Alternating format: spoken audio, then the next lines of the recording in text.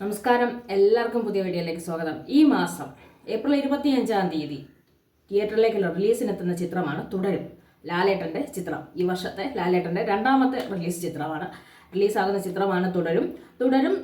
എന്ന ചിത്രത്തിന്റെ സംവിധായകൻ തരുൺ മൂർത്തി, അതായത് നമ്മുടെ എമ്പുരാനിലെ ഹെലികോപ്റ്ററിൽ നേരെ ഒരു സ്പ്ലണ്ടറിലോട്ടും ടാക്സിയിലോട്ടും ചാടിക്കയറുന്ന നമ്മുടെ സ്വന്തം ലാലേട്ടനെയാണ് ഈ ചിത്രത്തിൽ കാണാൻ പോകുന്നത്. അതിനെ ദൃശ്യവുമായി കമ്പയർ ചെയ്ത് ഇതൊരു ഫാമിലി ഡ്രാമയാണെന്ന് പറഞ്ഞു.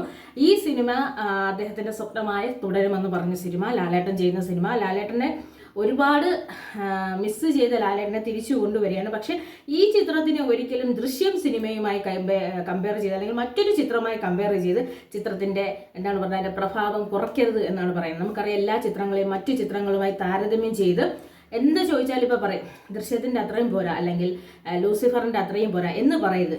ചിത്രത്തിന് വേറിട്ട രീതിയിൽ കാണണം. ഇതിലെ ഷൺമുഖൻ നമുക്കറിയാം, കുറേ കാലത്തിന് ശേഷം ലാലേട്ടൻ ശോഭന കോമ്പിനേഷൻ വരികയാണ്.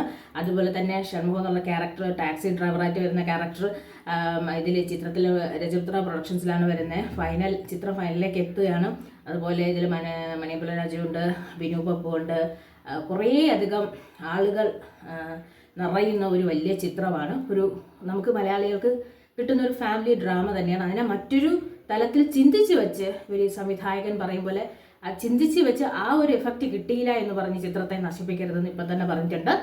തുടരും എന്ന് പറഞ്ഞൊരു ചിത്രം ഒരു പുതിയ ചിത്രമാണ്. പുതിയ കഥ പറഞ്ഞു വരുന്ന, പുതിയ രീതിക്ക് വരുന്ന ചിത്രമാണ്. അപ്പം അതിൻ്റെ ടീസറൊക്കെ നമുക്ക് സോഷ്യൽ മീഡിയ പങ്കുവച്ചപ്പം നല്ല എന്താണ് പറഞ്ഞത്, ഒരുപാട് ആവേശം കൊള്ളുന്നായിരുന്നാലും മമ്മൂക്ക ലാലേട്ടൻ നിൽക്കുന്ന ഒരു ഫോട്ടോ അതിനകത്തുണ്ടായിരുന്നു.